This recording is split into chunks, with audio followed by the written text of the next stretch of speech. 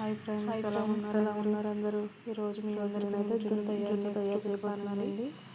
ముందుగా దానికోసం నేను కావాల్సిన ఇంగ్రీడియంట్స్ అని చెప్తాను. దానికి జున్ను పావులకి నేను 6 లీటర్ పాలు ప్యాకెట్ తీసుకున్నాను. అలాగే బెల్లం, శొంఠి, మిరియాలు కూడా తీసుకున్నానండి.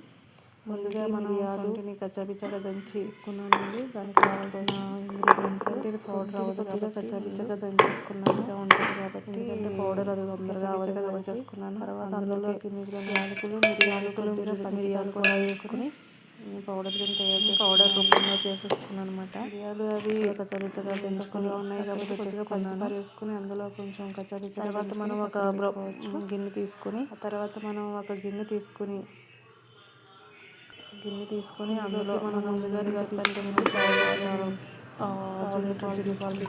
చెప్పాను కదా, పాలను పోసుకోవాలి. పాలకి మనం ప్యాకెట్ జున్నుని తయారు చేయడం రాని వాళ్ళు కూడా జున్ను సింపుల్గా తయారు చేసుకోవచ్చండి.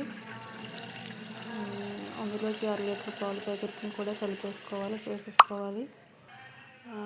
తర్వాత ఇందులోకి మనం ముందుగా బెల్లం తురిమి పెట్టుకున్నాను కదండి, ఆ బెల్లం కూడా మనం వేసేసుకుని చేతితోటే ఇక్కడ బెల్లం ముక్కలు లేకుండా మొత్తం స్మాష్ చేసుకోవాలన్నమాట. బెల్లం అంతా అందులో కరిగిపోయేలాగా చేతితోటి చేసుకోవాలి. ఎందుకంటే మనం గరిట ఇవి పెట్టకూడదండి, మళ్ళీ జున్ను సరిగా తయారవ్వదు. ఓకేనా ఫ్రెండ్స్, అందుకే చేతితోటే మెత్తగా ఎక్కడ ముక్కలు లేకుండా మనం మొత్తం కలిసేటట్టు కలుపుకోవాలి. జున్ను తయారు చేయడం రాని వాళ్ళు కూడా చాలా సింపుల్గా తయారు చేసి చూపించానండి. అందరూ కూడా ఒకసారి చూసి నచ్చితే లైక్ చేయండి, సబ్స్క్రైబ్ చేసుకోండి మరిన్ని వీడియోస్ కోసం. మొత్తం బెల్లం అంతా కూడా అలా కలిపేసుకున్న తర్వాత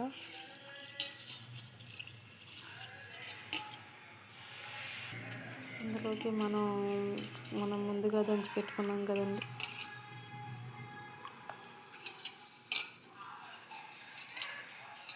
ఇందులోకి మనం ముందుగా దంచి పెట్టుకున్న యాలకులు, శొంఠి, మిరియాలు పౌడర్ కింద చేసుకొని పెట్టుకున్నాం కదండి, అది వేసుకుని బాగా కలుపుకోవాలి చేతితోటే.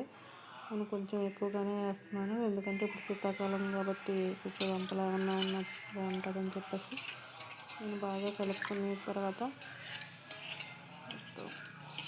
మా పిల్లలకి మాకు కొంచెం సపరేట్గా తయారు చేసుకున్నానండి. ఈ వీడియో అనేది కట్ అయ్యింది. నెక్స్ట్ వీడియో కోసం మన ఛానల్ని సబ్స్క్రైబ్ చేసుకొని ఫాలో అవ్వండి. Thank you.